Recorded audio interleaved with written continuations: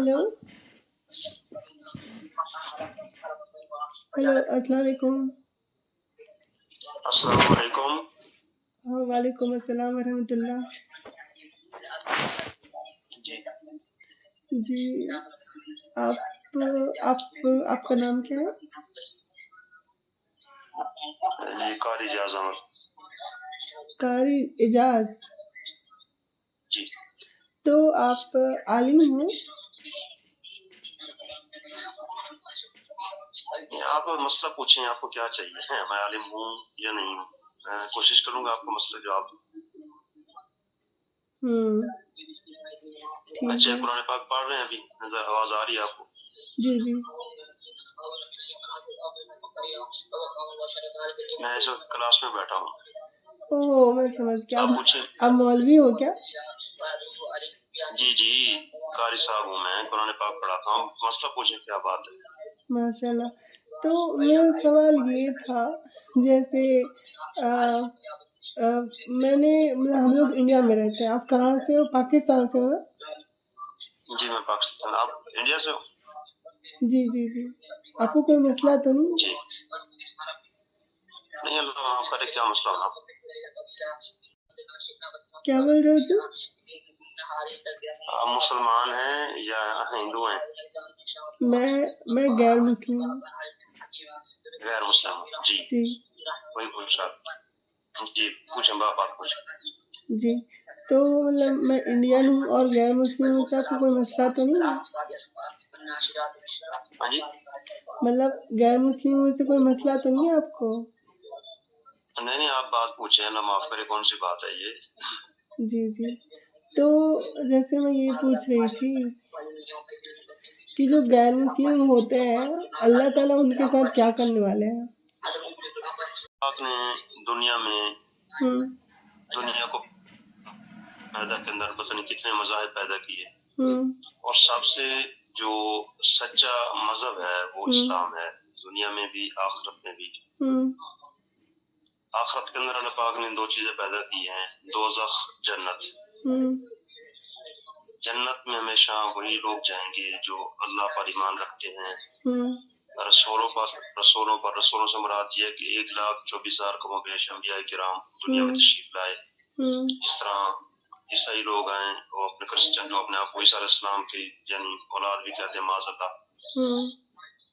तो यानी उन मूसा अलैहिस्सलाम की बनी इसराइल की जो उम्मत है, इस तरह वाले से जो आखिरी नबी हैं हज़रत मोहम्मद सल्लल्लाहु अलैहि वसल्लम, जिसके हम लोग उम्मती हैं इस वक्त।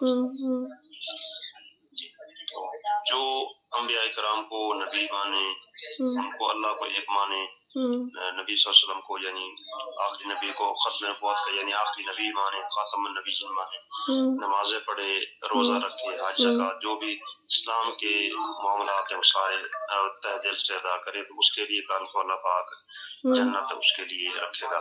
तो बाकी जो गैर मुस्लिम लोग हैं, तो वो ज़ाहिर है जितने भी गैर मुस्लिम हैं उनके लिए दोज़ख है। इस्लाम के लेकिन अंदर ये चीज़ें लेकिन अगर कोई गैर मुस्लिम अच्छा किरदार वाला है, तो वो फिर तो भी वो जहन्नम में जाएगा? नहीं, अच्छा किरदार तो तब होगा ना कि अगर देखो इस्लाम के 5 रुकान हैं। एक चीज है ना, हमारे पास एक सेक्शन 5 चीजें हैं, उसमें सबसे पहले इस्लाम के अंदर कलमा है, फिर नमाज है, फिर रोजा है, फिर ज़कात है, फिर हज है। ये 5 चीजें जो गैर मुस्लिम लोग नहीं करते। तो मतलब अल्लाह ताला करम नहीं देखेगा, वो सिर्फ़ ईमान देखेगा? अल्लाह ताला जिसको तौफीक दे, जिसको हिदायत दे, तो वो इस्लाम के अंदर दाखिल हो जाए। नहीं मतलब मैं ये कहना चाह रही हूँ, जैसे बहुत सारे ऐसे भी लोग होते हैं जो मुस्लिम नहीं होते हैं, लेकिन वो बहुत जी, नेक होते हैं, अच्छा काम करने वाले, उन्होंने ज़िंदगी में अच्छा काम ही किया होता है, तो क्या अल्लाह उनको भी जहन्नम में डालेगा? कलमा पढ़ने इसके अंदर सिर्फ मुस्लिम और नॉन मुस्लिम की बात नहीं हो रही, और ये जन्नत दोज़ख का जो मामला है ना, ये मोमिन और मुसलमान ये चीजें भी बात हो रही है। नबी वसल्लम के दौर में मदीना शरीफ में कितने लोग मुसलमान थे, लेकिन मुनाफिक थे, बुतों की पूजा करते थे, जिस तरह आप लोग गाय की पूजा करते हैं, हिंदू लोग जितने भी हैं इंडिया के अंदर।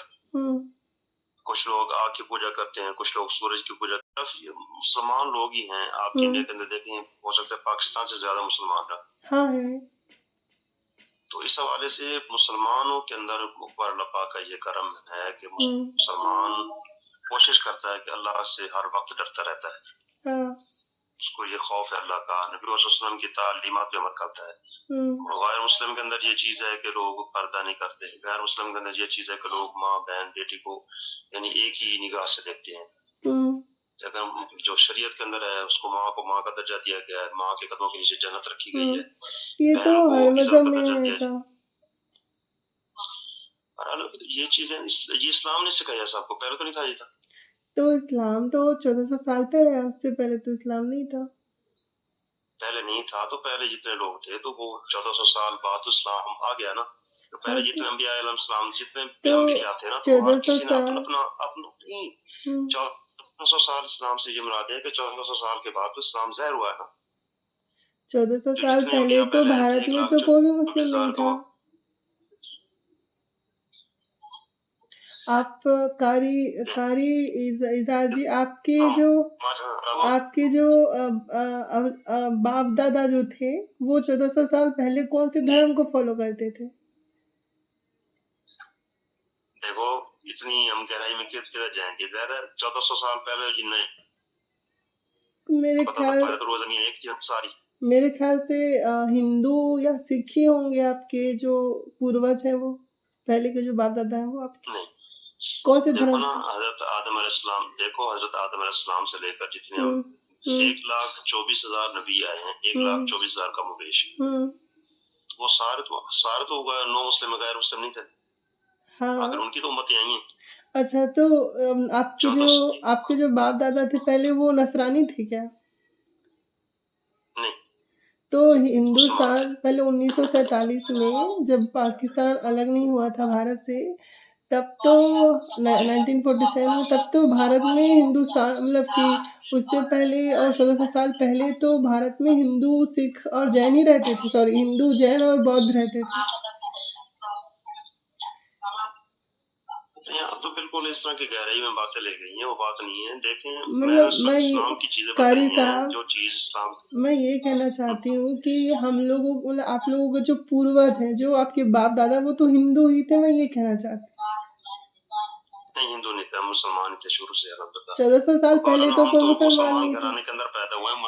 हमें बैकग्राउंड का नहीं पता, हम मुसलमान घराने के अंदर पैदा हुए और हम अल्हम्दुलिल्लाह मुसलमान ही हैं। नहीं, वो तो ठीक है कारी साहब, वो तो आप बिल्कुल सही बोल रहे हो। आज आप मुसलमान हो, लेकिन आपकी पीढ़ी पीछे तो कोई पीढ़ी होगी ना, खानदान कुनबा देश कबीला है ना। जैसे पाकिस्तान में बहुत फेमस मौलाना है तारिक जमील, तो वो कहते हैं कि उनके जो है वो पृथ्वीराज चौहान के खून से हैं, वो हिंदू थे उनके पूर्वज। इस तरह तो आपके इंडिया के अंदर भी जाकिर नालायक जो है जाकिर, हाँ, वो मतलब भारत में जितने भी भारत पाकिस्तान और बांग्लादेश में जितने भी मुसलमान हैं, सबके बाप दादा हिंदू ही थे, पूर्वज उनके। देखो एक बात है जी, आजकल दुनिया के अंदर जितनी डिलीवरीज हो रही हैं, बच्चे पैदा हो रहे हैं जी, वो बच्चे को क्या पता मैं किसके घर पैदा हो रहा हूँ। जी जी, नहीं पैदा होने वाला हर इंसान जी, लेकिन इंसान ही मुसलमान है। लेकिन हजरत नसों में जो खून दौड़ रहा है वो तो हिंदुओं का ही दौड़ रहा है अभी तक, क्योंकि आप धर्म चेंज कर सकते हो, मजहब चेंज कर सकते हो, लेकिन खून तो चेंज नहीं कर सकते ना। खून तो पीढ़ी दर पीढ़ी आगे बढ़ती है। वो नबी वसल्लम की उम्मत जो है ना, उम्मत के अंदर फिरके बट जाएंगे। ये नबी वसल्लम ने इरशाद फरमा दिया, आखिरी नबी हैं हमारे, उन्होंने ये इरशाद फरमा दिया कि मेरी उम्मत जो है 73 फिरकों के अंदर बट जाएगी। तो उस हवाले से कुछ मुसलमान हैं, कुछ यानी मुसलमानों के अंदर भी फिरके होंगे। मैं कारी साहब, मैं ये नहीं बोल रही हूँ कि फिरके नहीं है, मैं ये बोल रही हूँ कि जितने भी बांग्लादेश, पाकिस्तान और भारत के मुसलमान हैं, उनके नसों में जो आज खून दौड़ रहा है वो पहले उनके हिंदू बाप दादाओं का ही खून है जो आज उनके जिस्म में दौड़ रहा है। मेरी हिस्ट्री में तो इतना नॉलेज नहीं है कि मैं आपको इस तरह नहीं, कोई मसला नहीं। मैं जो सवाल पूछ रही थी वो ये पूछ रही थी कि क्या जो रब है वो करम नहीं देखेगा गैर मुसलमानों का? करम ही देखेगा, लेकिन ये भी शर्त रखी गई है ना, वही बख्शा जाएगा कल को, वही बख्शा जाएगा जिसने हकूकुल इबाद पूरे किए दुनिया में। जिसने हुकूकुल्लाह अच्छा अदा ये किया दुनिया में। कारी साहब ये बताइए मुझे कि खुदा क्यों कर्म कम देखता है और क्यों ईमान देखता है कि वो अकीदा किसका कितना है? क्योंकि इंसान जीवन भर अच्छा काम करेगा ज़िंदगी भर, वो अच्छा चीज़ है। अब जैसे मान लीजिए 2 शख्स हैं, है ना? एक जी, मुसलमान है, एक गैर मुसलमान है। एक जो मुसलमान है, वो ज़िंदगी भर गुनाह करता है, रेप जी, कत्ल जो बहुत सारे गुनहगार होते हैं। और एक गैर मुसलमान जी, है, वो ज़िंदगी भर एक भी गुनाह नहीं करता। लेकिन जो गुनहगार मुसलमान है, जी। वो जन्नत चला जाएगा ईमान की वजह से। और जो गैर मुस्लिम है, जिसने कभी सुनो, कोई गुनाह मैं नहीं किया, आपको वो जहन्नम जी, एक वाक़या सुनाता हूँ। एक गैर मुस्लिम था और एक मुसलमान था। दोनों मौत के बिल्कुल आखिरी मराहिल में थे। दोनों को सकरात लगी हुई थी, मौत करीब थी उनकी। जी। और जो गैर मुस्लिम था उसके अंदर दिल में ख़्याल आया कि हुँ, आज फ़िश खाने को दिल कर रहा है, मुझे मछली खानी है, हुँ, फ्राई करके। हुँ, तो आपने हुक्म दिया फरिश्तों को इसको थोड़ी देर के अंदर ही इसके यानी मौत से पहले-पहले इसको जो है ना हुँ। कर दो, मछली फ्राई करके इसको खिला दो। अच्छा। इसको खा लिया सुकून से। और ठीक। जो मुस्लिम बात सुने, जो जी। मुसलमान था उसका दिल कर रहा था कि मैं पानी पीऊँ, सामने मेरे जामी शीरी पड़ा है। हुँ, अल्लाह पाक ने हुक्म दिया कि हुँ, मुसलमान को इस वक़्त पानी नहीं पिलाना। हुँ, जब दोनों की रूह कब्ज़ हो गई, दोनों रिश्ते अल्लाह की बारगाह में मामला लेके चले गए। हुँ, तो अल्लाह पाक ने कहा कि जो उसका जितनी भी नेकियां थी दुनिया में, हुँ, जितनी भी नेकियां थी मैंने दुनिया में अदा कर दी, हुँ, उसको वहीं उसका सिला मिट गया हुँ, खाते। हुँ, जो मुसलमान था उसकी सिर्फ एक गुनाह था या कोई ऐसी नेकी जो हुँ, गुनाह था जिसके नसीब मुझे हुँ, मैं उसको नहीं बख्शना चाहता था, लेकिन उसको मैंने इस वजह से बख्श दिया कि उसको पानी ना देने की वजह से हुँ, सकरार मौत के टाइम हुँ, उसको मैंने वहीं बख्श दिया। और मुसलमान की भी इस वक्त जन्नत है, जो गैर मुस्लिम है उसके लिए जहन्नम हुँ। है। लेकिन लेकिन जी, कारी जी, साहब, इस दुनिया में तो तकलीफ़ और खुशी दोनों हिंदू, मुसलमान, सिख, ईसाई सबको बराबर होती है। यानी कि मुसलमानों को भी दुःख और सुख एक साथ आता है और गैर मुसलमानों को भी दुःख-सुख एक साथ आते हैं, है ना? तो ये कैसे तो सब देखो हाँ, मतलब ऐसा है कि जितना सब खुशी गैर मुसलमान को होता है, उतना खुशी मुसलमान को भी होता है। जितनी तकलीफ़, काँटे लगना, हाथ-पैर कट जाना या कोई और मसला होता है, उतनी तो गैर मुसलमान और मुसलमान दोनों को होता है। तो फिर आप जो बोल रहे हो वो तो बिल्कुल भी परफ़ेक्ट नहीं है, सही नहीं बल्कि तो गलत बात हो गई। नहीं, इस तरह की बात नहीं है। सिर्फ ये शर्त रखी गई है कि जो हुँ, कलमा को होगा, जिसने नबी वसल्लम का कलमा पढ़ा होगा हुँ। उसके लिए जन्नत है। लेकिन क्यों? ये पर लिख रखा गया है। लेकिन क्यों? क्योंकि आप मुसलमान क्यों नहीं हो? मतलब बात शर्त रखी गई है, जो नबी वसल्लम नहीं से मतलब मोहब्बत करेगा, मैं कारी जो उन साहब जो उनका दीन मैं इख्तियार ये कहना करेगा, जो चाहती उनका हूँ इस्लाम इख्तियार मैं ये कहना चाहती हूँ कि इंसान का कर्म अच्छा होना चाहिए ना? करम के बदले उसको उसकी जज़ा मिलेगी। अच्छा हो सकता है मतलब वो हाँ। गफूर रहीम है, उस नहीं देखो हम इसका हुँ, फैसला नहीं कर सकते ना। हुँ, एक मुसलमान होगा दुनिया के अंदर इतना बड़ा अच्छा काम करेगा, लेकिन कब्र के अंदर जब उठेगा तो वो हुँ। बिल्कुल यानी गुनाहों मतलब के अंदर से बिल्कुल एजाज़ गुनहगार जी, ही होगा। आप ये कहना एक चाहते हो एक गैर मुस्लिम होगा जी, जी, दुनिया के अंदर जितने भी बुरे काम किए, मैं आपको बता तो रहा हूँ कि जी। मुसलमान था या गैर मुस्लिम था, उनकी दोनों की मौत का वाक़या सब बताया मैंने आपको। सुनिए ना कि जो कारी गैर साहब, मुस्लिम था उसने दुनिया में वो आप जो बोल रहे हो ऐसा हर किसी के साथ तो नहीं होता है। और क्या आप ये कहना वही है ना, चाहते हो कि वो जो बख्शने सुनिए ना हज़रत, आप वो ये कहना चाहते वो हो बख्शने कि पे आ जाए, वो ज़ात बख्शने जी, पे आए तो बिल्कुल ज़ाहिर-सी बात है जिसको दिल करे बख्श दे। जी, इसका मतलब आप ये कहना चाहते हो कि कोई गैर मुसलमान भी जन्नत जा सकता है अगर खुदा बख्श दे तो? खुदा बख्श दे तो, जी बिल्कुल। ठीक है, तो फिर कोई मसला नहीं है मुसलमान रहने के लिए। गैर मुसलमान में भी कोई बख्श नहीं मुसलमान हो मैं तो आपको तबलीग करूँगा, ये दावत दूँगा कि मुसलमान हो जाएँ आप लोग, मुसलमान कहें। हुँ, अल्हम्दुलिल्लाह हम लोग हैं ना, हुँ, अल्लाह का शुक्र अदा करते हैं हुँ, अल्हम्दुलिल्लाह। इन शकरतुम लाज़िदन कुरान पाक के अंदर आयत सूरत मुबारका के अंदर आयत लिखी हुँ, है, इन शकरतुम लाज़िदन्नकुम, मेरे कम दिए हुए भी शुक्र अदा करें, मैं उसको बहुत हुँ। ज़्यादा देता हूँ। मतलब मैं ये कहना चाहती हूँ कि इंसान का कर्म इम्पोर्टेंट होना चाहिए। कर्म अच्छा है तो सब अच्छा है और कर्म ही बुरा है तो फिर बात वो कोई बात भी कर्म किएगा की है, बात वाक़ई कर्म की है, जी, बिल्कुल बिल्कुल आपकी बात ठीक है, जी, लेकिन इसके अंदर शर्त भी रखी गई है। जी। देखो ना अल्लाह पाक ने 2 चीज़ें तैयार की हैं, हुँ, दुनिया के अंदर देखो पानी और आग तैयार की है। हुँ, पानी आग को बुझाती है, वही आग पानी को गर्म करती है। ठीक है, अल्लाह पाक ने हवा रखी है, गर्मी रखी है। सही बोले। तो इसी तरह तो आखिरत के अंदर दो चीजें तैयार की गई हैं, दोज़ख भी जन्नत की, आखिर वो भी तो अल्लाह पाक ने भरना ना किसी चीज। अच्छा, तो मतलब कि इलॉजिकली कुछ भी डाल के भर सकते हैं अल्लाह ताला, ऐसा बोल रहे हो आप? नहीं कुछ भी नहीं, मतलब इंसान बुरे देखिए कर्म वालों को एक भरेंगे तो एक थोड़ा देखिए, मैं क्या सोचती हूँ बात कारी जी कि अल्लाह जो है वो बड़ी अजीम ज़ात है, उसका कोई भी काम गलत नहीं हो सकता। तो कैसे वो अफ़ज़ल ज़ात जो पूरी दुनिया से बेहतरीन हो, कैसे सिर्फ़ अक़ीदे के बेस पे किसी को जहन्नम में डाल देगा? कर्म भी तो बुरे होने चाहिए जहन्नम के लिए। बिल्कुल ठीक और है। कैसे अब वो ये रब ताला देखिए जो पूरे जहान को सबसे बड़ा जो न्याय करने वाला है, जस्टिस करने वाला है वही खुदा, कैसे वो किसी को जहन्नम में डाल देगा सिर्फ़ इस बेस पे कि उस बंदे ने उसको खुदा नहीं माना और कर्म उसने अच्छे किए। कैसे किसी को जन्नत दे देगा जिसने ज़िंदगी भर पाप गुनाह किया है? नहीं ये तो अल्लाह की ज़ात ही बेहतर जानती है। ये तो हम भी बिल्कुल दावा नहीं कर सकते मुसलमान बिल्कुल जन्नत में जाएँगे। ये हाँ। बिल्कुल गैर मुस्लिम भी दावा नहीं कर सकते हम बिल्कुल भाई वाक़ई हम जन्नती हैं या दोज़खी हैं। हाँ। ये अल्लाह का करम जिस पे हो जाएगा, दुनिया में जिसके अंदर करम हो रहा है, देखो ये भी बस। तो अल्लाह पाक तौफ़ीक जी, दे रहा जी, है ना जी, किसी जी। को अच्छा काम जी, करे, बस मैं चाहे इतना गैर ही मुस्लिम आपसे है या सुनना मुसलमान। चाहती थी कि वो खुदा ताला पे है कि वो गैर मुसलमानों को भी जन्नत डाल सकता है और मुसलमानों को भी जहन्नम में डाल सकता है, केवल उसके कर्म के बेस पे। तो फिर तो ईमान का कोई जी, मतलब नहीं बिल्कुल। रहा। जी। ठीक है और माशाल्लाह ठीक है आप मीडिया में क्या करते हैं? इंडिया में मैं तो अभी स्टूडेंट हूँ। आप क्या करते हैं हज़रत? आप तो मौलवी हैं, तो पढ़ाते होंगे लोगों को? ज़्यादा अल्हम्दुलिल्लाह बच्चे पढ़ रहे हैं अभी भी जी, जी, और जी। नमाज़ है मेरे इमाम से दूँ और नमाज़ बच्चे पढ़ते हैं बाकी जी। होम ट्यूशन भी है मेरे पास बाकी स्टूडेंट्स तो मेरे ये मेरे जो पास जो हैं मदरसा है मौलाना साहब, वो आपका अपना मदरसा है? नहीं मैं अपना जॉब करता हूँ किसी के पास, किसी का मदरसा है।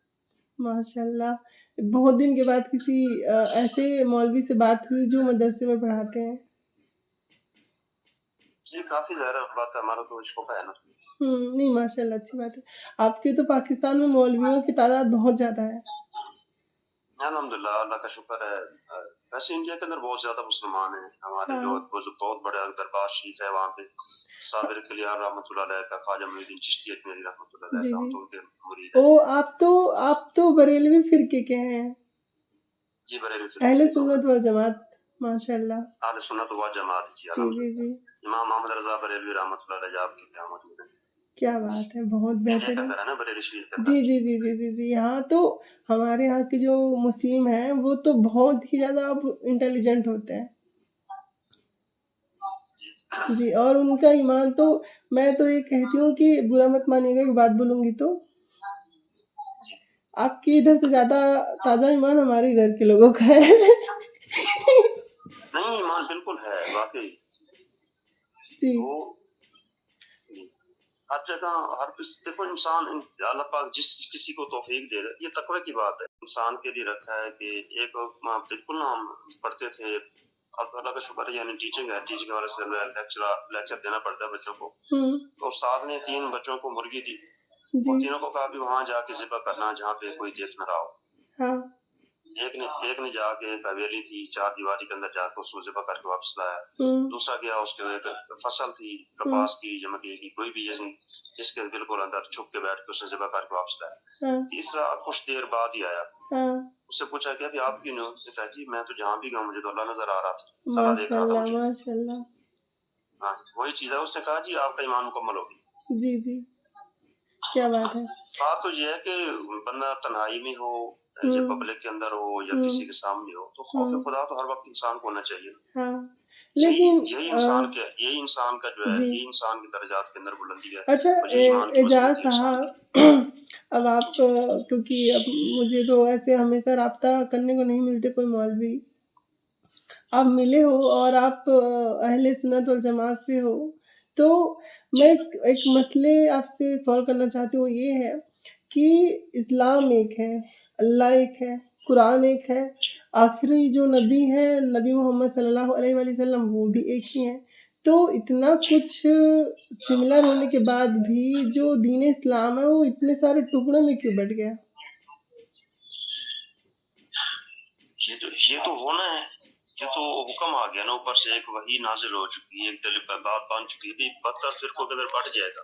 अब देखें कुछ हैं जो अम्बिया अलैहिस्सलाम के बारे में किसी का गलत अकीदा है, किसी का सहाबा किराम के बारे में गलत अकीदा है कि औलाद हैं हज़रत इमाम हुसैन अलैहिस्सलाम की वजह, कुछ उनके बारे में किसी का गलत अकीदा है, कुछ नबी वसल्लम की ज़ात के बारे में जो खास तौर पे उलमाए देवबंद हैं या जो उलमाए हदीस हैं, जो जिनको वहाबी कहते हैं, जो सऊदी के अंदर जिनके लोग ज़्यादा वो काने के ऊपर हाथ उठा के नमाज पढ़ते हैं, तो ये तो माज़अल्लाह इतना तक है कि जो तो नबी वसल्लम की ज़ात के बारे में भी बहुत अजीब सा अकीदा रखते हैं। तो इस हवाले से फिर ये काफ़ी तरफ़ा ये चीज़ें बढ़ गई हैं। अच्छा मेन जो चीज़ एक ही है, जी, अच्छा दुनिया के अंदर इंसान है, जी, जी। मुसलमान का काम है कि जो नबी वसल्लम ने तालीम दे दी, उसके ऊपर अमल करे। जी। अगर आपने कलमा इख्तियार कर लिया, मुसलमान हो गए, तो फिर पूरा पक्के मुसलमान बनो, ईमान को मजबूती के साथ रखो अपना। अच्छा ये जो अहले हदीस हैं, है ना? जी। वहाबी, तो ये तो ईमान वाले नहीं हैं। नहीं, ईमान वाला हर कोई है। क्योंकि बात देखो, फ़तवाए कोई बात रज़विया नहीं, में सुनिए ना हज़रत, बात वही आ जाती है, बात वही जाती है, अगर गए मुस्लिम ईमान वाले हैं तो मुसलमान की मान मौ ईमान वाला से किसी की मौ अपनी कैटेगरीज़ है कि मौलाना साहब मैं ये बोल रही हूँ कि फ़तवाए रज़विया में आला हज़रत ने बरेलवी और देवबंदियों को काफ़िर का फ़तवा दिया कि वो काफ़िर हैं। देखो काफिर का फतवा मुराद है, काम उनके इस तरह के हैं।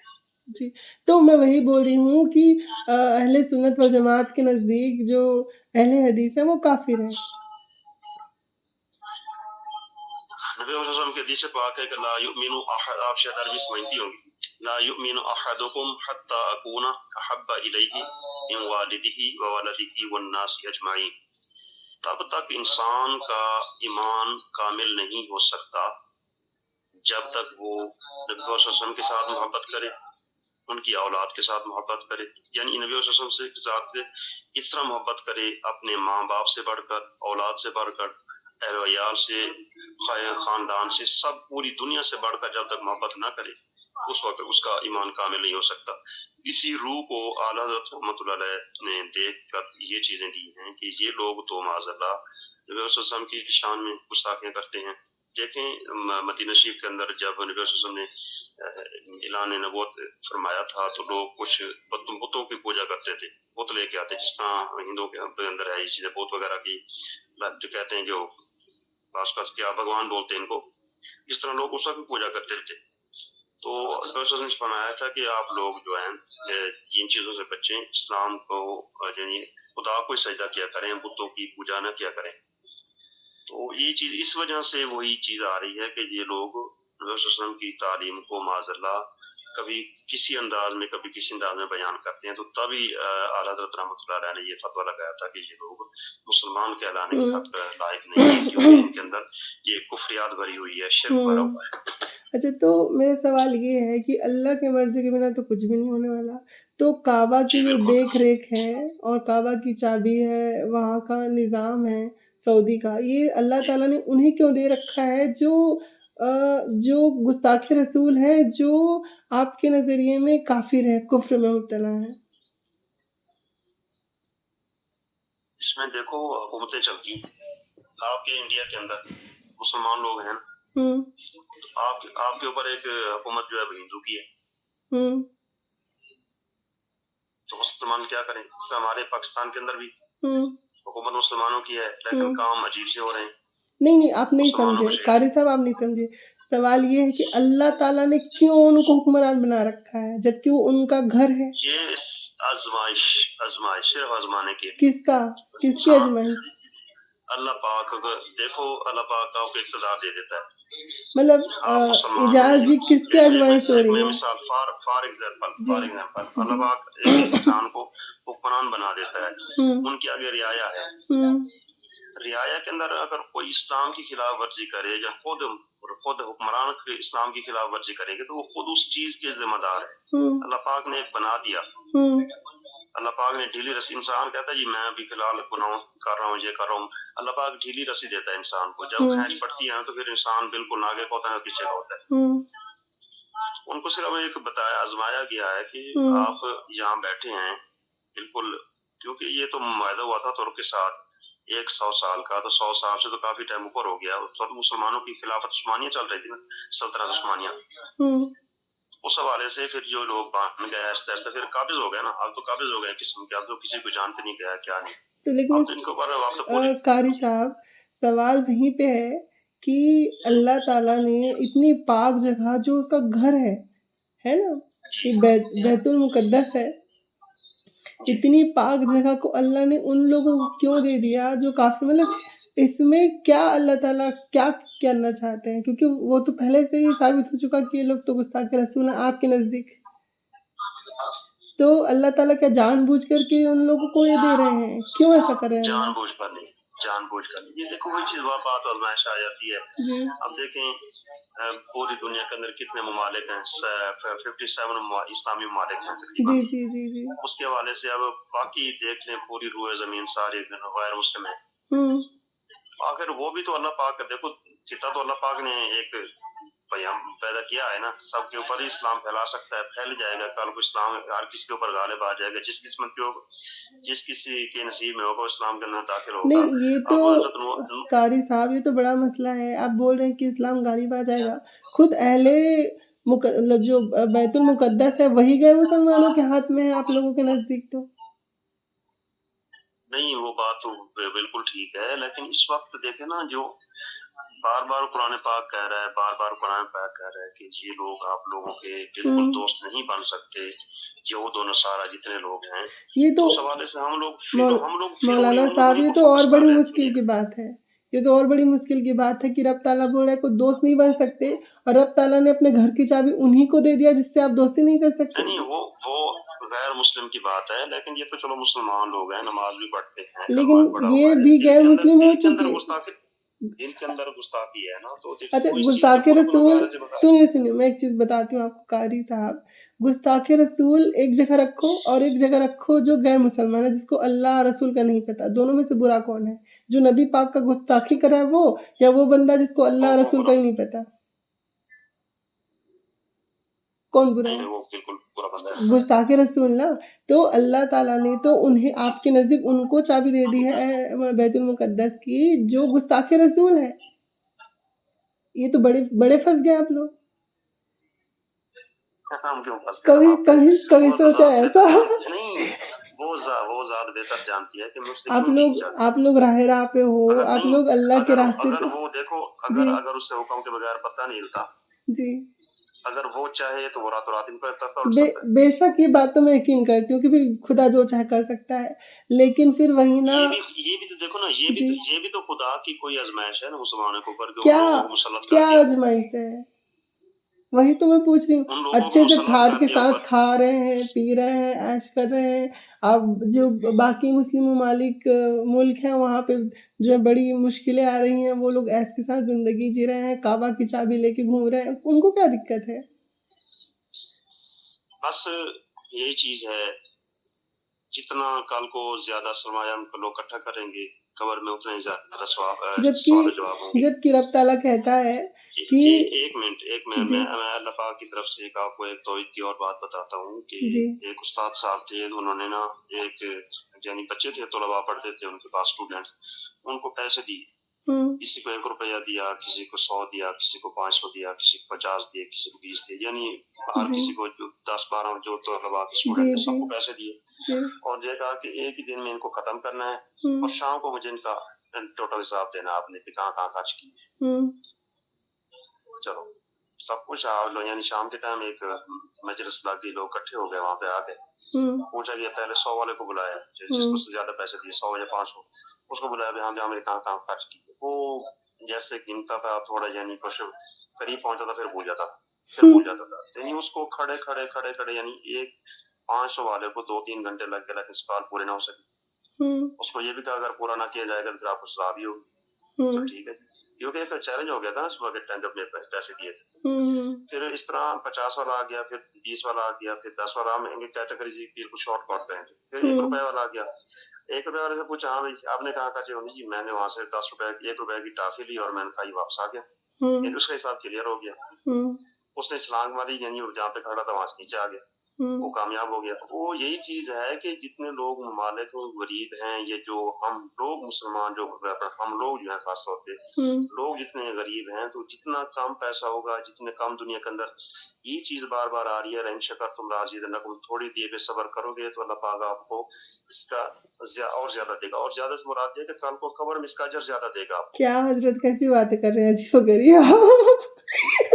अरे भाई तो इसी वजह से मौलवी ये साहब लोग जितना भी ऐशो इशरत कर रहे हैं, तो कल को इनके आगे गिरबान भी उतना नहीं, सख्त पड़े देखो जाएगी, दिल करे करते रहे। इसका एक अलग पहलू है, वो ये है कि रब ताला कहता है कि जब भी कोई कौम अपने उससे नीचे गिर जाती है तो खुदा ताला उस पे आजमाइशें भेजते हैं बहुत सारी, कि चलो भाई तुमने जो किया है तुम पे हम आज़ाब है ना। सुनिए ना थोड़ा सा मौलवी साहब, सुनिए ना, के अंदर एक मिसाल है ना कि सुनिए ना तो हमारी रूहें हो जाएंगी तो कल को फरिश्ते गुस्सा के कब्ज करेंगे आपको। सुनिए ना, तो मैं वही कह रही हूँ, देखिए 57 मुस्लिम मुल्कों में बांग्लादेश, पाकिस्तान और सूडान और ये इधर यमन, इराक, सीरिया और आपके जो पाकिस्तान भी इसमें शामिल है, ये वो मुल्क हैं जो अभी बड़ी तकलीफ़ में गुजर रहे हैं, महंगाई भी है और भी मुश्किलात हैं और भी मसले मसाइल हैं, और जो है वो सियासी मसले तो हैं ही हैं, लेकिन जो सामाजिक जो मामले होते हैं, सोशल जो मामले होते हैं, वो भी हैं माशरों में। तो ये एक आज़माइश की तरह है। तो अल्लाह ताला के नज़दीक तो आपके जो मुल्क है वो ऐसे गुनहगार मुल्क है जिस पे अल्लाह जो है वो अज़ाब नाज़िल कर रहा है, जबकि सऊदी पे अल्लाह की रहमत बरस रही है। इसी तरह ही ये पर एक मुसल्लत जो हमारे कुरान है, ये अज़ाब की सूरत में मुसल्लत है हमारे ऊपर। वही तो। बाकी तो बिल्कुल आपकी बात ठीक है, मैं बिल्कुल आपकी बात से इत्तेफाक करता हूँ। जी। मेरे ज़हन में ये बात नहीं आ रही थी, मैं किस तरह आपको जी। जी, मैं वही बोल रही थी कि यहाँ की अगर इस नज़रिए से देखा जाए तो सऊदी के लोग वाक़ई में असली मुसलमान। जी। कॉलेज स्टूडेंट हैं या यूनिवर्सिटी स्टूडेंट हैं या फिर हाई स्कूल स्टूडेंट हैं? College student. अच्छा, कॉलेज। जी। कितनी एज है आपकी? मैं 22 की हूँ। अच्छा। जी। मैरिड या अनमैरिड? अब अनमैरिड। सही। जी। अच्छा मौलवी साहब, मुझे एक और चीज़ बताइएगा, और ये बात तो मुझे आपका सवाल लॉन्ग बहुत है, मेरे से क्लास बच्चे बैठे हैं, सबक मैंने इसका फिनिश करना है, फिर हम अकेले में पूरे टाइम बात करेंगे अगर मुनासिब समझे तो।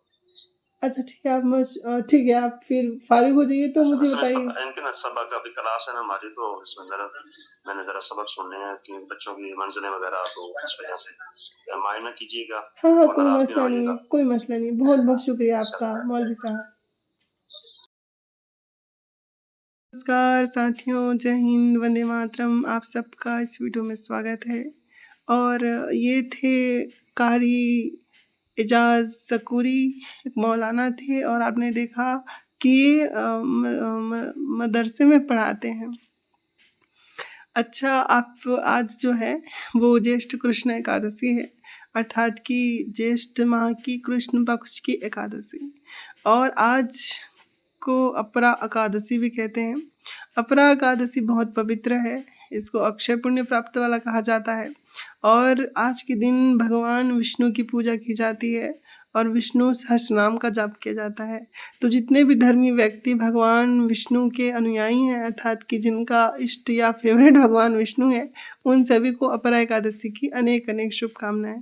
मैं भगवान श्रीमन नारायण के श्री चरणों में प्रार्थना करती हूँ कि जो भी मनुष्य अच्छे कर्म और अच्छे विचारों से सुसज्जित हो, भगवान उनका कल्याण करे और उनको हर प्रकार की सुख सुविधाओं से संतोष करे। तो साथियों, ये जो व्यक्ति था मौलवी था, और आपको एक चीज़ जान के बड़ा वो होगा, अतिशयोक्ति तो नहीं होगी, लेकिन अब ये पूर्ण रूप से प्रयास करेगा कि इस गैर मुस्लिम लड़की का जिसके साथ इसकी चर्चा हो रही है, वो ज़रूर उसको मुस्लिम बनाना चाहता है। क्यों? क्योंकि उनके यहाँ शिक्षा ऐसे दी जाती है पाकिस्तान में कि ये जो गैर मुसलमान हैं, अगर हम इसको मुस्लिम बना देंगे तो हमें क्या मिलेगी? जन्नत, है ना। तो ये ज़रूर कहा इसने कि भाई मैं जब अपनी इस मदरसे से निकल जाऊंगा, जो सबक सिखा रहा हूँ उन सबकों से, है ना, इनकी जो पढ़ा रहा है वो, उसके बाद मैं आपसे बात करूँगा। तो इससे मैं समझ गई कि चाहते हैं कि माइंड वॉश किया जाए इसका। अब वो क्या करेंगे, एक तो मूर्ति पूजा के विपरीत बोलेंगे। अब मेरे सामने मूर्ति पूजा के विपरीत बोल नहीं सकते, मतलब बोलने का प्रयास तो करेगा और अपनी धारणा थोपने का भी प्रयास करेगा, कुछ लॉजिक बताने की बात करेगा। लेकिन आप देखना अगले जो वीडियोज़ आने वाली हैं इसके साथ मेरी चर्चा की, ये तो भाग 1 हो गया। अगली जो वीडियोज़ आएँगी इस मौलवी के साथ वो बड़े अच्छे होने वाले हैं, क्योंकि उसमें फिर इनकी जो भ्रांतियाँ हैं सनातन धर्म के लिए, वो सारी भ्रांतियाँ नष्ट हो जाएँगी, उसको ख़त्म किया जाएगा और जो अंध मत है इनके मज़हब में वो भी समाप्त किया जाएगा, अर्थात कि जो इलॉजिकल बात है उसको भी बात चर्चा में किया जाएगा। हाँ, मुझे ये ध्यान रखना होगा कि बातें इतनी उग्र ना हों कि इनको बुरा लग जाए, फिर वो चर्चा नहीं करेंगे, सोचेंगे कि ये तो हाथ नहीं आने वाली, है ना? तो उनको ये उम्मीद बनी रहनी चाहिए कि लड़की भ्रमित हो सकती है, मेरी बातों को मान सकती है, अल्लाह को एक्सेप्ट कर लेगी, इस्लाम को एक्सेप्ट कर लेगी, ऐसा इसके पास होना चाहिए। इसको ऐसी फीलिंग्स आनी चाहिए, ऐसी भावना आनी चाहिए, तभी जा कर के प्रयास कर सकता है कि चलो इस लड़की को हम क्या बनाते हैं, मुसलमान बनाते हैं। तो ये बहुत ज़रूरी है कि इसको ऐसा अनुभव हो। ये तो बात हो गई, और आपने इसकी बातें सुनी तो आपको पता चला कि कितना दिग्भ्रमित व्यक्ति है, और इसको बड़ा कष्ट है किस चीज़ का, कि इसके पूर्वज हिंदू हैं, क्योंकि बोला कि हम तो आदम की औलाद हैं। अरे भाई, आदम की औलाद हो, चलो मान लेते हैं आदम की औलाद हो, लेकिन आदम की औलाद ही तो फिर तुम्हारे हिसाब से अलग अलग मज़हबों में बैठ गए। लेकिन तुम्हारे पूर्वज जिस मज़हब से हैं वो तो हिंदू या फिर जैन या तो बौद्ध ही हो सकते हैं, सिख तो बाद में आए थे, है ना, गुरु नानक देव जी से फिर शुरू हुआ था। तो यदि आप ये कहना चाहते हो कि आपका जो धर्म है वो 1400 साल पहले शुरू हुआ था या उससे भी पहले था, तो भी भारत के लोग तो दूसरे धर्मों में कन्वर्ट नहीं हुए थे। 1400 साल पहले तो यहाँ पे जैन, बौद्ध और सनातनी ही रहते थे, तो आपके पूर्वज कौन हो सकते हैं? अच्छा, इसने बहुत कुछ टाल-मटोल करने का प्रयास किया, लेकिन जैसे ही मैंने मशहूर मौलवी तारिक जमील की बात कही, इसका हृदय कुंठित हो गया। एक तो वो देवबंदी है और ये अहले सुन्नत वल जमात बरेलवी है, तो इनमें आपस में बनती नहीं। दूसरी बात ये कि उसने तो चीखे मार के बोला था कि हम गैर मुसलमानों के हमारे पूर्वज हैं, वो पृथ्वीराज चौहान को बताते थे कि वो हैं, और असल में जो उन्होंने वो बताया था, शाखा बताई थी पृथ्वीराज चौहान जी की, वो शाखा तो वास्तविकता में सच्ची में नहीं थी, अर्थात कि उनके जो वंश वृक्ष है उसमें वो रेखाएं बनी नहीं थी जिस रेखा से अपने आप को पैदा हुआ मानते हैं, वो शाखाएं नहीं थी। तो एक बात तो ये साबित हो गई कि ये लोग अपने आप को बढ़ा चढ़ा करके बड़ा दिखाते हैं। असल में अधिकतर जो पाकिस्तान, बांग्लादेश या भारत में जो कन्वर्टेड है, वो बेचारे भय के कारण, किसी ने मजबूरी के कारण, किसी ने अपनी बहन बेटियों की रक्षा के कारण, किसी ने जिज़िया के डर से, क्योंकि भाई खाने के लाले पड़े हैं और जिज़िया बहुत सारे दे रहे हैं। एक ही प्रस्ताव था कि मुसलमान बनोगे तो हर कष्ट खत्म हो जाएंगे, तो बहुत से सब के सब तो धर्म से वो हो करके क्या बोलते हैं जी उसको, धर्म से प्रभावित होकर के स्वीकार नहीं कर सकते, ऐसा तो हो ही नहीं सकता। अगर ऐसा होता तो आज भी लोग हो जाते बहुत ज़्यादा, भारत में तो सभी हो जाते, ऐसा नहीं है। प्योर रिसर्च के हिसाब से 3 धर्म ऐसे हैं जो एक बढ़ रहा है, एक घट रहा है और एक की स्थिति में कोई परिवर्तन नहीं। तो जो बढ़ रहा है वो इस्लाम है, और वो उसमें जो है वो कुछ कन्वर्ट करने वाले लोग हैं जो शादी करके लड़कियों को कन्वर्ट करते हैं, और इसमें अधिक मात्रा जो है वो बर्थ रेशो की है कि लोग बहुत सारे बच्चे पैदा करते हैं, इसलिए वो धर्म बढ़ रहा है। दूसरा है जो घट रहा है, वो है ईसाई। ईसाई मत जो है वो घट रहा है ना, प्योर रिसर्च के हिसाब से। और वो धर्म जो न घट रहा है न बढ़ रहा है, वो अपनी स्थिति को बनाए हुए है, वो है सनातन धर्म। वो हिंदू धर्म है जो बढ़ नहीं रहा ना घट भी नहीं रहा है, जबकि बौद्ध धर्म में भी लोग घट रहे हैं। ऐसी पूरी रिसर्च में घटनाएं सामने आई हैं। तो इससे तो भाई पता चलता है कि सनातन धर्म जो है वो वहाँ के जो मानने वाले लोग हैं वो स्थायित्व को बहुत लेके चलते हैं, क्योंकि एक तरह से देखा जाए तो सनातन धर्म में ऐसी भी ऐसी कोई मजबूरी नहीं है कि भी आप इसको फॉलो नहीं करोगे तो आपके ऊपर भयानक प्रभाव होगा, नहीं करोगे तो आपके ऊपर कुछ और हो जाएगा। यानी कि आप अगर उनको पूजा अनुष्ठान नहीं करते तो भी कर्म जो मुख्य सिद्धांत है वही है कि कर्माधार जगत रच राखा, जो जस करही तस फल चाखा, कि आपको कर्म करना ही करना है। अब आप हिंदू रह के करो, चाहे जैन रह के, सिख रह के, बौद्ध रह के, मुसलमान या कोई भी धर्म, अगर आपका धर्म का मुख्य कोर जो है वो है कर्म, तो वो उसमें आप लपेटे जाओगे, आपके अकीदे को महत्व नहीं दिया जाएगा।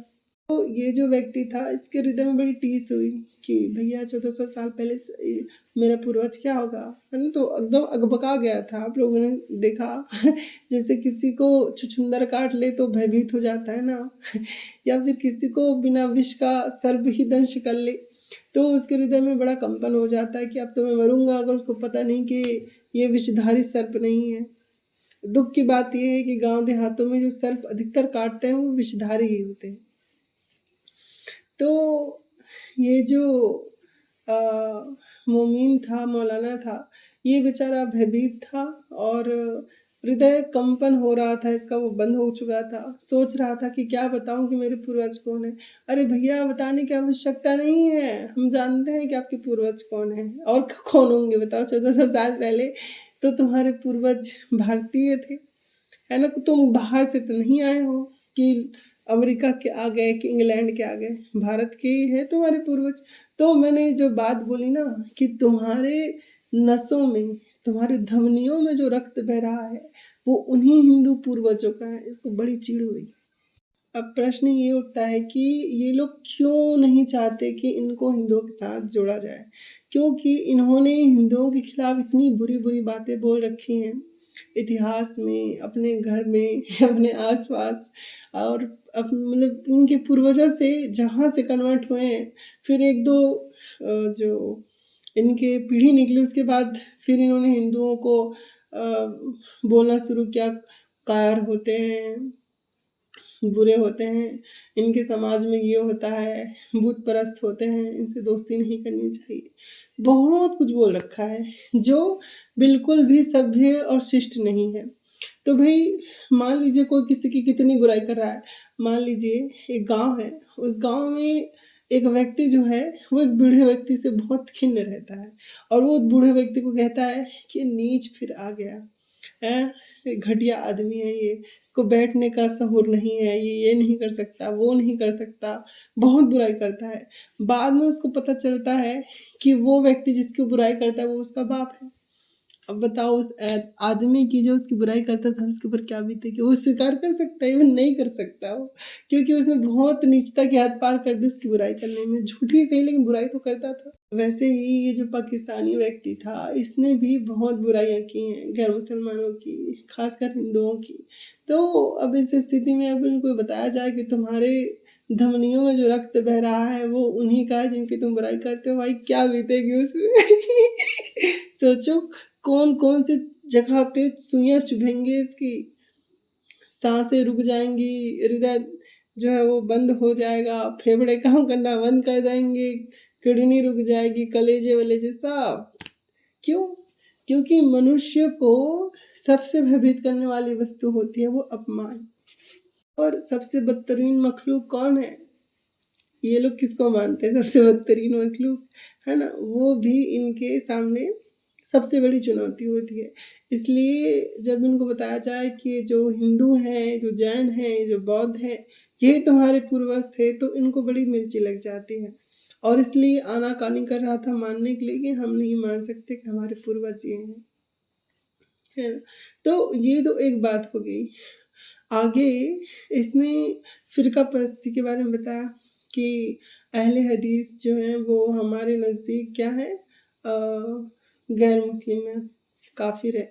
अच्छा कोई अनजान आदमी होता तो वो उसको उल्लू बना देते, क्योंकि उनको पता नहीं है फ़तवा रज़विया में क्या लिखा है, इनका अक़ीदा क्या है। अब लोग जान रहे हैं, इस्लाम को पढ़ रहे हैं, समझ रहे हैं, दूसरे धर्म ग्रंथों को पढ़ रहे हैं, इनके मौलवी मुफ्तियों की वीडियोज़ देख रहे हैं, तो बोलते हैं कि ये जो है वो काफ़िर हैं, वो काफ़िर हैं, ऐसा बोलते रहते हैं। तो अब ये ढकी-छुपी बात नहीं है, अब ये क्योंकि सोशल मीडिया आया तब से तो ये और खुली बातें हो गई कि लोग क्या-क्या बातें बनाते हैं, क्या-क्या बोलते हैं। तो सब स्पष्ट हो गया कि लोग क्या समझते हैं, ये तो एक बात हो गई। तो अब ये बताने की कोशिश कर रहा था कि अल्लाह ताला आज़माइश कर रहा है किसकी चाबी दे कर के? काबा की चाबी दे कर के, है ना? बैतुल मुक़द्दस की चाबी दे कर के। अब तुम्हारी आज़माइश कर रहा है तुम लोगों को भिखारी बना के, पाकिस्तान भिखारी है ना? तो तुम लोग पक्के ईमान वाले हो, तुम लोगों को आज़माइश दे रहा है भिखारी बना के। वो लोग कच्चे ईमान वाले हैं, गुस्ताख़ रसूल है तुम्हारे हिसाब से। तो अल्लाह ताला उनको ऐश की ज़िंदगी दे के आज़माइश कर रहे हैं। वाह! क्या बात है। वाह, वाह, वाह! ये अजीब-सा आज़माइश है ना? बहुत सुंदर आज़माइश। ये आज़माइश करने का तरीका भी ज़बरदस्त है। अब देखिए, जैसे ही मैंने एक बात कही कि भई अल्लाह ताला उस कौम पे अज़ाब नाज़िल करता है, उनको तकलीफ़ों में मुब्तला कर देता है, जो कौम बुरी होती है। अल्लाह उनको क्या करते हैं? अज़ाब देते हैं, बात भी सच है। कुरान में है, हदीसों में है ना? अब कुरान में 2-2 बातें, दोहरी बातें हैं। किसको क्या माने कोई? ये लोग बोलते थे कोई मनसूख हो गया है, कोई नासिक हो गया, ऐसा कुछ बोल देते हैं। तो इनके तो कोई लेवल भी नहीं है विश्वास का कि किस बात को इनके विश्वास करें। मौलवी बहुत प्रपंच करते हैं।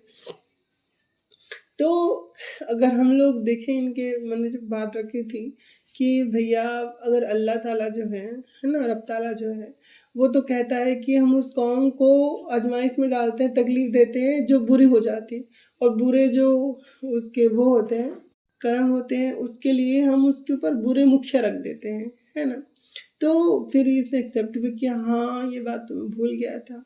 तो भैया जब तुम ये बात भूल गए थे, तो तुम फिर वो बातें क्यों बोल रहे थे? फिर तुम्हारी सारी बातें उल्टी-पुल्टी हो गई। अब तो तुम ऐसे स्थिति में फँस गए हो, ऐसे दुःख में फँस गए हो कि तुम चाह कर भी अपनी जो अच्छी चीज़ें हैं बताने की कोशिश करना चाहते हो कि हम लोग जो है वो खुदा के फ़ेवरेट मखलूक हैं, वो भी नहीं बता सकते। क्योंकि तुम लोगों पे जब बुराई नाज़िल हो रही, तुम्हारे मुखिया बुरे हैं, इसका मतलब ये है कि तुम्हारे कर्म बुरे हैं, है ना? और ये तो सिर्फ़ वो बातें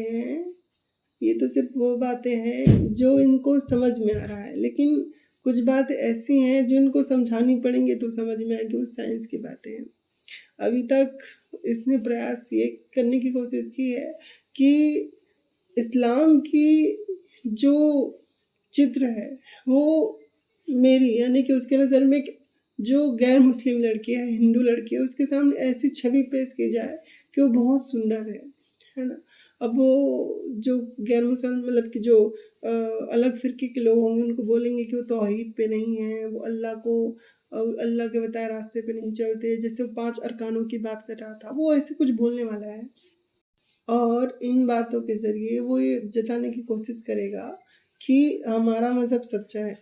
लेकिन दुःख की बात ये है कि वो प्रयास तो कुछ भी कर ले, क्योंकि उसको पता नहीं है कि सामने वाली जिसको वो हिंदू समझ रहा है, उसको सब कुछ पहले से ही पता है, क्योंकि वो समझ रहा है कि ये हिंदू है तो इसको कुछ नहीं पता होगा। कॉमनली जो हमारे हिंदू समाज के भाई-बहन हैं, उनको दूसरे के मज़हब का भी नहीं पता होता, अपने धर्म का भी नहीं पता होता। कितने लोग तो इतने दिग्भ्रमित होते हैं, उनको एकादशी का व्रत बोलो तो उनको लगता है एकादशी कोई ऐसा व्रत का नाम है। उनको ये नहीं पता कि हर महीने में 2 बार एकादशी होती, और एक एकादशी 2 एकादशी होती, देव उठनी एकादशी, और एक जो जिसमें भगवान विष्णु जो है वो निद्रा में चले जाते हैं, वो एकादशी। तो ये जो 2 एकादशी होते हैं वो प्रमुख एकादशी, उनको पता ही नहीं होता क्या है। और इतने भ्रमित लोग हैं कि वो तो ये मानते हैं भगवान कृष्ण नीले हैं ना, भगवान विष्णु जैसे नीले हैं, वैसे ही भगवान शिव को भी वो नीला दिखाते हैं, पार्वती जी के साथ बैठे हुए नीले शरीर में। उन बेचारे भोले भाले हिंदुओं को तो ये भी ज्ञान नहीं है कि उनके भगवान की छवि कैसी है। अरे भाई, और वो ऐसा नहीं कि लोग नहीं सुनते समझते हैं। वो जो है ना भगवान शिव का मंत्र, कर्पूर गौरम करुणावतारम संसार सारम भुजगेंद्रहारम सदा वसंतम हृदयारविंदे भवम भवानी सहितम नमामि। तो इसके मंत्र की शुरुआत में है कि कर्पूर गौरम, कि उनका जो शरीर है वो कपूर की तरह गौर वर्ण का है ना, कपूर की तरह। भगवान शिव जो है वो नीले नहीं है, उनका सिर्फ गला नीला है। लोग जो है वो, मैं शॉर्ट्स में देखती हूँ, बड़े वीडियोस में देखती हूँ, भगवान शिव को पूरा नीला पोत देते हैं। वो जैसे भगवान कृष्ण या भगवान विष्णु जो होते हैं नीले नीले, वैसे उनको पोत देते हैं, बोलते कि शिव जी हैं। बहुत लोग को ये भ्रम है कि भगवान शिव नीले हैं, नहीं, उनका कंठ नीला है, वो नील कंठ है, वो शरीर नीले वाले नहीं है। वो जो नीलकंठ है उनको नील देह बना देते हैं, ये भी बड़ी अजीब बात है ना। जबकि मंत्र और भगवान की स्तुतियों में साफ है कर्पूर गौरम, वो कपूर की तरह। कपूर देखो कैसा गोरा दिखता है, एकदम सफेद दिखता है कपूर, उज्जवल। वैसे भगवान शिव उज्जवल है, कर्पूर गौरम, है ना।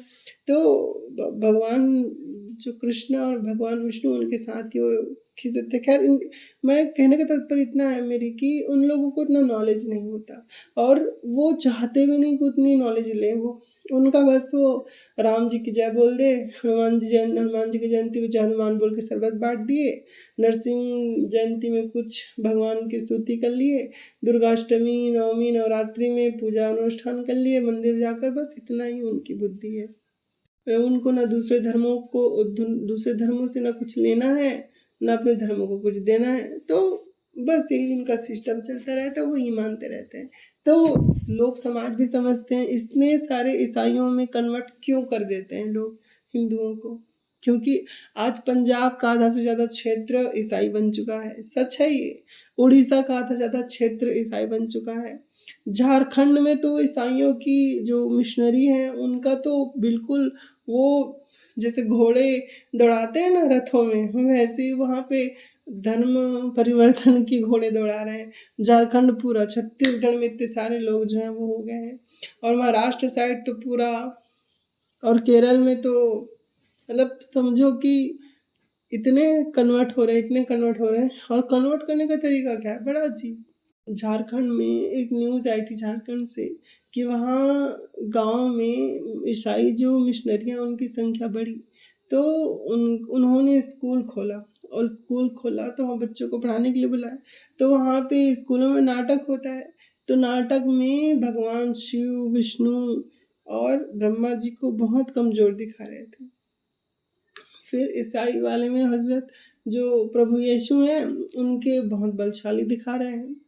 तो वो लोग ऐसे भोले भाले लोगों को कन्वर्ट करते हैं, और ऐसा नहीं कि भाई अपने धर्म की महिमा करके, ऐसा कि वो दूसरे धर्म की बुराई करते हैं। ऐसा क्यों भाई, अपने धर्म की महिमा करके कन्वर्ट करो, दूसरे धर्म की बुराई करके भोले भाले लोगों को बहला फुसला करके मिथ्या ज्ञान दे करके क्यों कन्वर्ट कर रहे हो। वैसे ही एक बहुत प्रसिद्ध प्रसंग चलता है कि एक गांव था, उसमें कुछ मिशनरी जो थे वो आए थे धर्म परिवर्तन करने। अब वो वहाँ रह के प्रचार करने लग गए। अब सब लोगों को उन्होंने इकट्ठा किया कि आओ हम भगवान की क्या करेंगे, परीक्षा करेंगे, कौन किसका असली भगवान है। ठीक है। अब उन्होंने कहा कि आप लोग अपनी मूर्ति ले आओ और हम लोग अपनी मूर्ति ले आते हैं। अब भगवान जो है वो तो हर चीज़ में वो है ना श्रेष्ठ है, तो देखते हैं कि भगवान जो है वो उनकी महिमा, कौन जो है असली कौन जो है नकली। एक बाल्टी पानी ले आए, और वो लोग जो है वो भगवान श्री कृष्ण के जो मूर्ति लेकर आ गए, लोहे का मूर्ति था। अब वो उनका जो ईसा मसीह वाला क्रॉस होता है, वो क्रॉस जो है लकड़ी का था। अब बोले कि लाओ तुम्हारी मूर्ति, और ये लो हमारा यीशु मसीह। अब देखते हम पानी में डाल के देखेंगे, आदिवासी थे बेचारे जो जिस गांव में भ्रमित करने आए थे वो। अब बोले कि पानी में जो तैर जाएगा वही होगा भगवान असली। सोचिए इस हद तक मैनिपुलेट करते हैं। तो अब लोहे की मूर्ति थी भगवान की, कृष्ण जी तो डुबकी मार गए नीचे अंदर। तो नीचे गए भगवान तो, और ईसा मसीह जो है वो ऊपर तैरने लग गए। उनकी जो क्रॉस था वो ईसा मसीह वो वाला।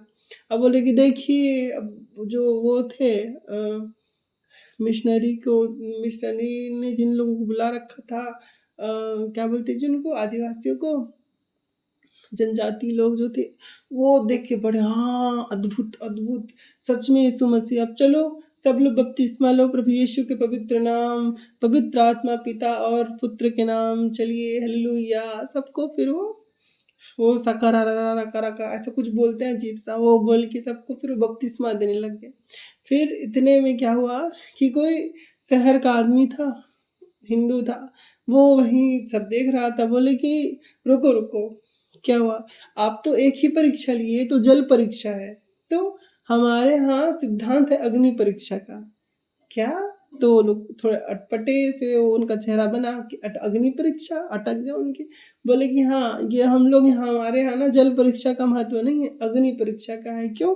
माता सीता का भी अग्नि परीक्षा हुआ था, है ना। और जो हमारे यहाँ पे अग्नि को बहुत पवित्र माना जाता है, और अग्नि जो है वही सब हविष्ठ और हवनों का जो है वो इष्ट होता है, जो सब देवताओं में सबको बांट देता है।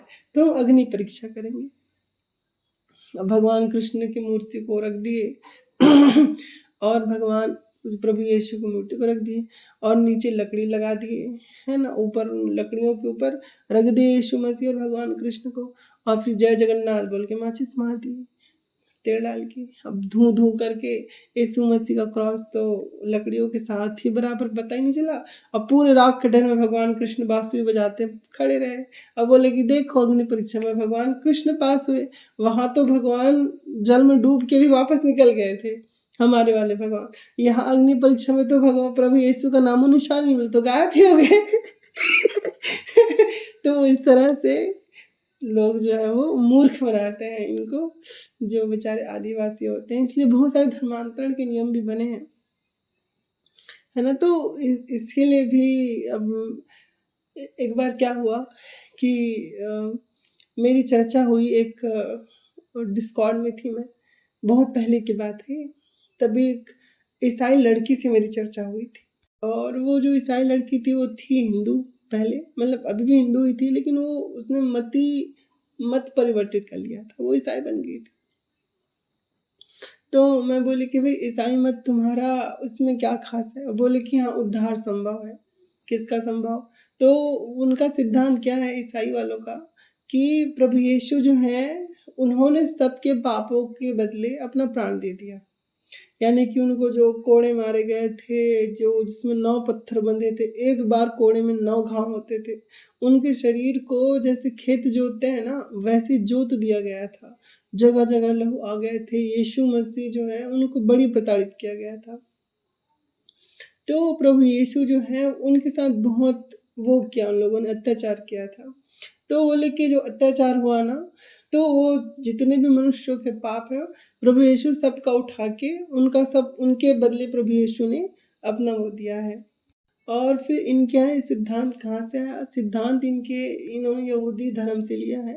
यहूदी धर्म में सिद्धांत कैसा है कि कोई बकरी हो, कोई मुर्गी हो, तो एक विशेष दिन क्या करते हैं, वो उसके साथ कुछ अनुष्ठान करके उस बकरी या फिर मुर्गी को काट देते हैं। तो उनको इनकी ये वो होती है, धारणा उनकी ये होती है कि उनके पापों को लेकर के ये मुर्गी या फिर बकरी जो है वो समाप्त हो चुका है। वैसे ही प्रभु यीशु जो है वो संसार भर के जितने भी लोग जो यीशु पे विश्वास करते हैं, उन सब के पापों के बदले वो, है ना, वो उन्होंने मृत्यु को आलिंगन किया और दर्द दुख को उन्होंने सहा है। तो उनका ये सिद्धांत होता है कि भाई प्रभु यीशु ने सबके पापों को वो कर लिया, उन सबके पापों के बदले वो शूली पे चढ़ाए गए थे, क्रॉस पे लटका गए थे। इनका ये सिद्धांत होता है ईसाइयों का। तो वो बोलने लगे कि यीशु मसीह तो हमारे पाप के लिए गए तो मैं बोली कि वो लोग जो विश्वास नहीं करते उनका क्या? तो बोले वो अपने पाप की वजह से जहन्नम में जाएंगे, के पापों के लिए उनको नर्क मिलेगा। अब मैं बोली कि अगर वो विश्वास कर लेंगे तो बोलेंगे प्रभु यीशु उनके पाप को अपने ऊपर ले लेंगे और फिर वो माफ़ कर दिए जाएंगे। तो मैं बोली कि फिर प्रभु यीशु कहाँ जाएंगे? वो बोले कि वो तो यहीं रहेंगे, स्वर्ग के राजा है वो। तो मैं बोली कि जब प्रभु यीशु पे विश्वास नहीं करेंगे तो वो उसी पाप की वजह से नर्क जाएंगे, और जब वो विश्वास करेंगे तो उनके पाप यीशु उनके बदले चले, मतलब उनका पाप यीशु ले लेंगे ना उनके बदले क्रूस। तो भई जब उस इंसान के ऊपर वो पाप था, तो वो उसके लिए जहन्नम जा रहा था और कोई दूसरा व्यक्ति उसको अपने ऊपर ट्रांसफ़र कर लेगा, तो जहन्नम क्यों नहीं जाएगा?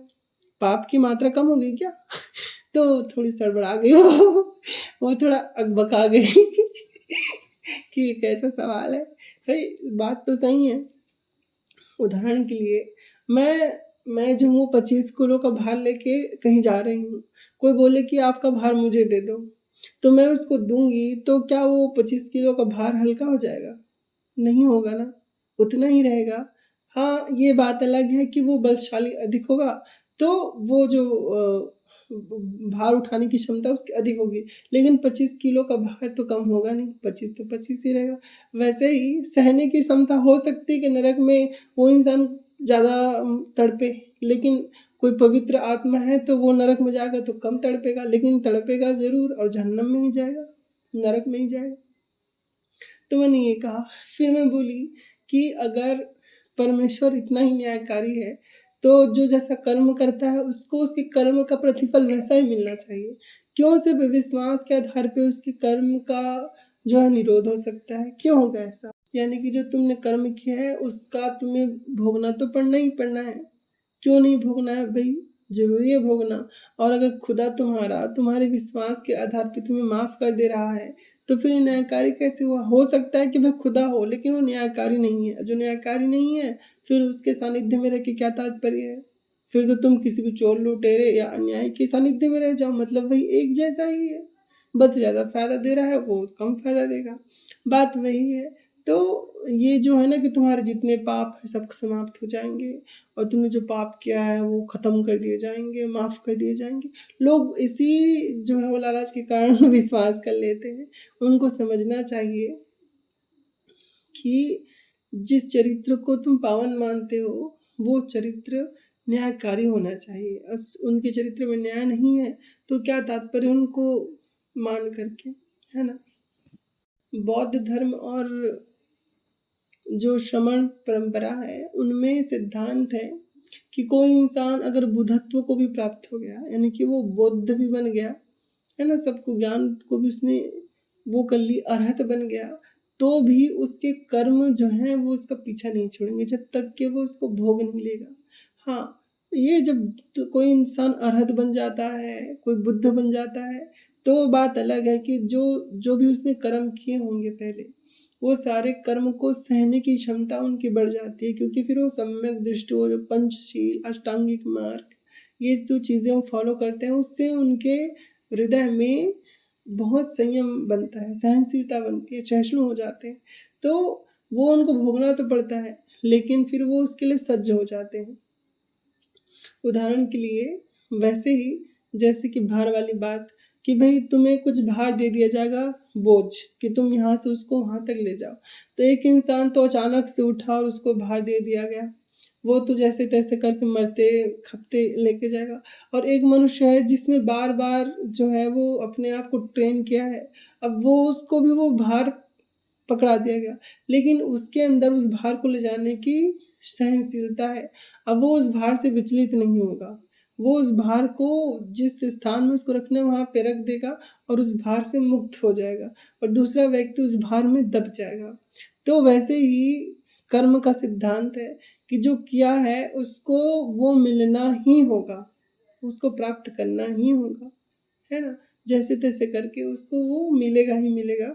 तो ये जो मिशनरियों का अपना सिद्धांत जो वो बताते हैं कि तुम बस विश्वास कर लो, तुम्हारे सारे दुःख जो है वो इन्होंने हर लिया है, अब वो उनके हो गए हैं। इन्होंने आपके दुःख के पहले ही सूली जो है वो, जो आपने किए हैं उस दुःख का भी, जो आप भविष्य में करोगे उस मतलब जो आपने किया उस पाप का भी और जो भविष्य में आप करोगे उस पाप का भी, जो वर्तमान में कर रहे हो उसका भी, सबके बदले सूली चढ़ चुके हैं। अब मुझे समझ में ये भी नहीं आता कि मनुष्य अनंत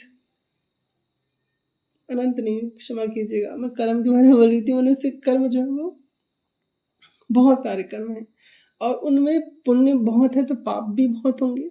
अब इतने अनंत पापों का जो उन्होंने किया है, उसका सिर्फ़ इतना कि सूली बस में ही चढ़ा दिया जाएगा तो वो हो गया।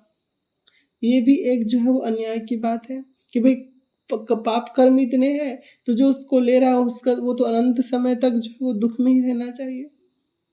ऐसे में बातें बिगड़ जाएँगी यीशु मसीह के लिए। तो बुद्धि लगाने की बात है, जो बुद्धिमान होगा वो समझ जाएगा, है ना? अब कहते हैं कि गानी से कहिए कहाँ कहत कबीर लजाए, अंधे आगे नाचते कलाकार अच्छाए। समझने की बात है। बाकी इस मौलवी की बात को सुन के लगता है कि हाँ भाई, ये जो है वो चेष्टा अवश्य करेगा समझाने की, और आगे की जो वीडियो होगी वो इसी विषय पे होगी। तो अगर चर्चा हुई इससे आगे, क्योंकि अभी तो पढ़ाने के लिए है, तो इसके पार्ट 2 या अगर उसमें चर्चा पूरी नहीं हुई तो पार्ट 3 भी लेकर आएँगे। तो आप सबका इस वीडियो को देखने के लिए बहुत-बहुत धन्यवाद। हम आशा करते हैं कि अ, आपको इनके इस वीडियो से कुछ न कुछ सुनने, जानने, समझने को मिला होगा। पुनः किसी अन्य वीडियो में आप सबसे भेंट होती है। जब तक के लिए आप सबका बहुत-बहुत धन्यवाद। नमस्कार, जय हिंद, जय भारत, वंदे मातरम।